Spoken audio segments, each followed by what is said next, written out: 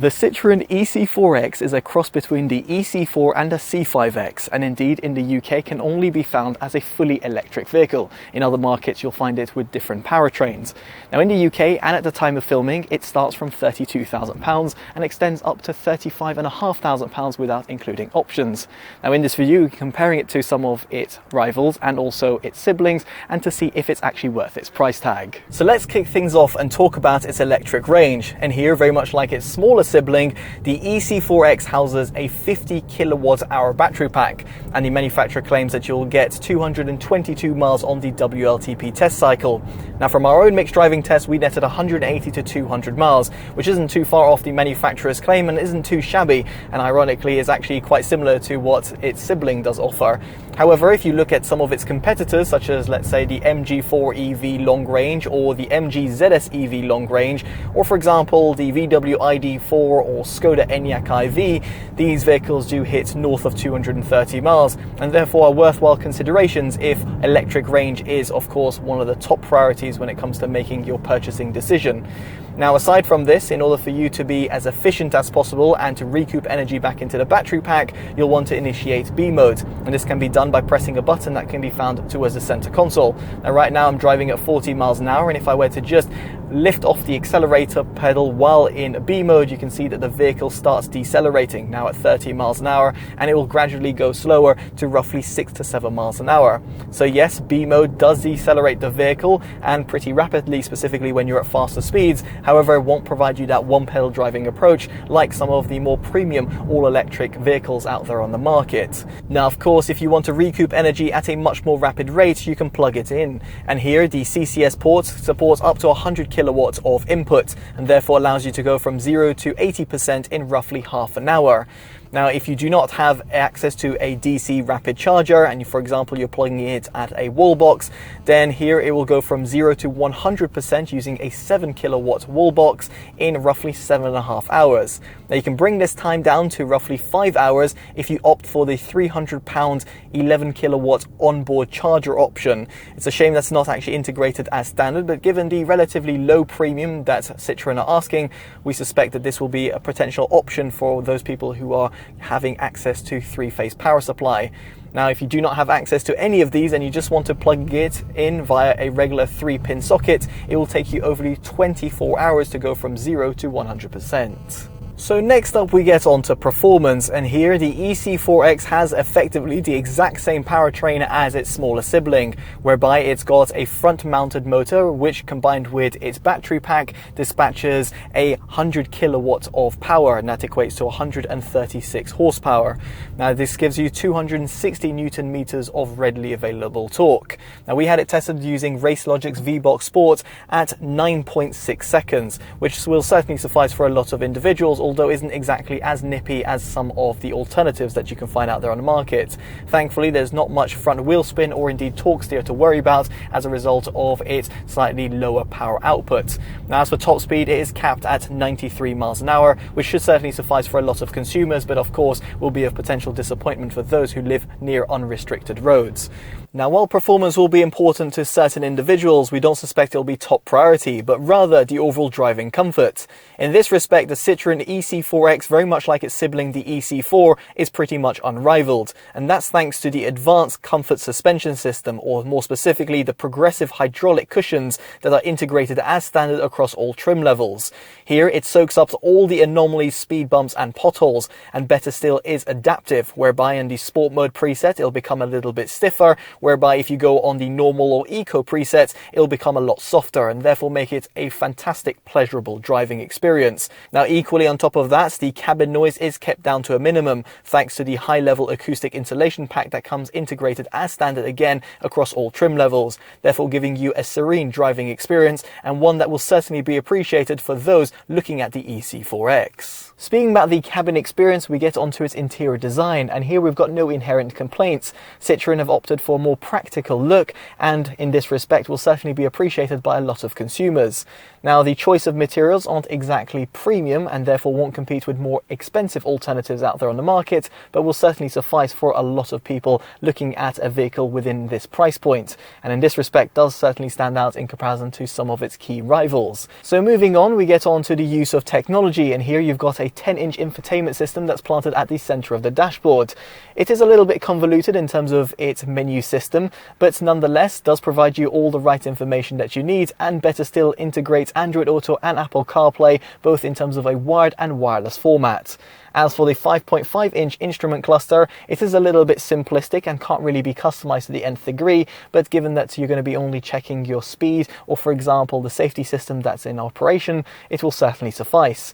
Furthermore, in the Shine and Shine Plus trims, you'll find a pop-up head-up display, and this further gives you better degree of comfort while driving, because it means that you can check your traversing speed without even taking your eyes off the road. Now, keeping with the use of technology, there's a 6-speaker audio system that is fitted as standard across all trim levels. If, however, you want a subwoofer and a center speaker, in other words, the Citroen Hi-Fi system, you'll want to splash out £350. It's certainly something that we would urge you to get, at least if you're into audio, because you'll certainly bolster the overall low-end prowess of the audio system and also give you a little bit more of that cabin filling experience. Now, for you to connect up to the infotainment system, other than using wireless transmission technologies, you can connect up via the USB Type-C port that's found at the front of the center console. Then you've also got another Type-A port, which is useful for charging, a 12-volt socket, and towards the rear of the cabin, you've got a further 2 USB Type-A ports, which are useful for providing extra charge for your rear occupants. Now, this does perfectly lead us onto storage within the cabin, and at the front it's actually pretty good, whereby you've got the door bins, which are plenty large to accommodate a small to medium sized purse or wallet alongside a 500ml bottle. Then you've got a pretty sizable glove compartment, and then you've also got the Citroen pad support, whereby it allows you to integrate a tablet placed directly by the dashboard. And in case you're wondering in terms of safety, no, this won't cause any sort of problems, but it's a worthwhile consideration if you have your passenger that is regularly watching or indeed consuming any sorts of media. Now, towards the center console, you have got a wireless charging bay, at least on our model, whereby it will come in at a £150 option within the Shine trims. Further down, you have got a small little area which does reveal a little hidden compartment, which allows you to place, let's say, your smartphone's cables, or for example, wireless key fob, or indeed some loose change. And then further down, you've got the cup holders and a small little area found within the center armrest. Now, as for the rear, the door bins are unsurprisingly a little bit more limited, but it's slightly disappointing to learn that it's only within the Shine Plus trim where you'll find a pull-down armrest compartment with cup holders. Indeed, regarding the regular Shine trim, or indeed the entry-level Sense trim, you will not have this feature included. Now, on that note, the Shine Plus trim integrates a ski latch, and therefore means that if you do not opt for the top level trim, you'll have a 60/40 rear split folding design instead.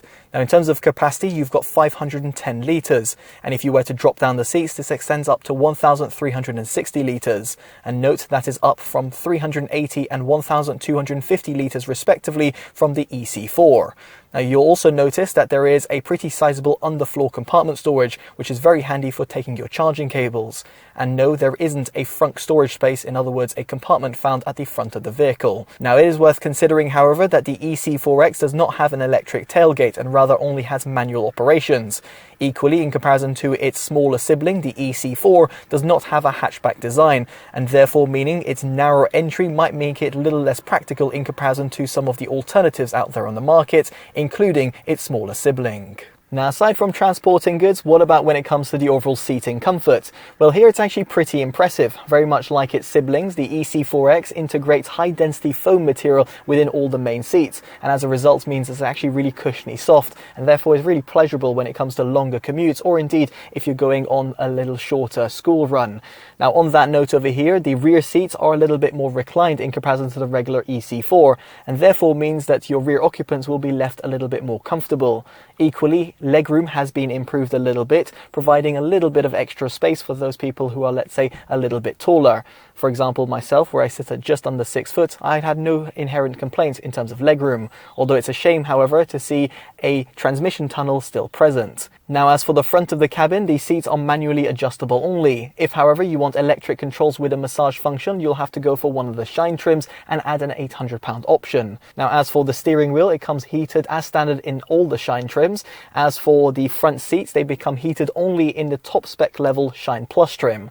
Now, if you do want a opening sunroof, then you'll have to go for the Shine trims and then add an additional £800 as well to your final bill. Now, this does perfectly lead us onto its exterior design, and while looks are very subjective, we certainly do like the look of the e-C4X. It's got that fastback combined with an SUV type of design. At the front, the Citroen logo blends in with the rest of the bumper. At the side, you have got these air bumps, as they call them, but these are effectively plastic inserts that run alongside the wheel arches and side skirts, which we're not too fond of, but nonetheless have been integrated alongside 18-inch alloys that come fitted as standard across all trim levels. And as for the rear, the design is certainly very stylish, thanks to a little bit of an elongated taillight design and for the integrated spoiler, which adds a little bit of extra lip to the rear profile. Now, as for your color options, it's available in white as standard, although if you opt for one of the metallic finishes, such as the one pictured, it'll cost between £595 and £720. So moving past this exterior design, we get onto its driver assistance systems, and here, as standard across all trim levels,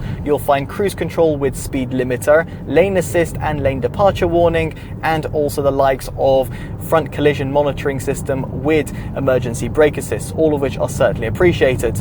Now, in the Shine trims, it goes one step further, whereby you've got adaptive cruise control with stop and go technology and blind spot monitoring system. If you want to add this to the Sense trim, it'll cost you a whopping £1,300.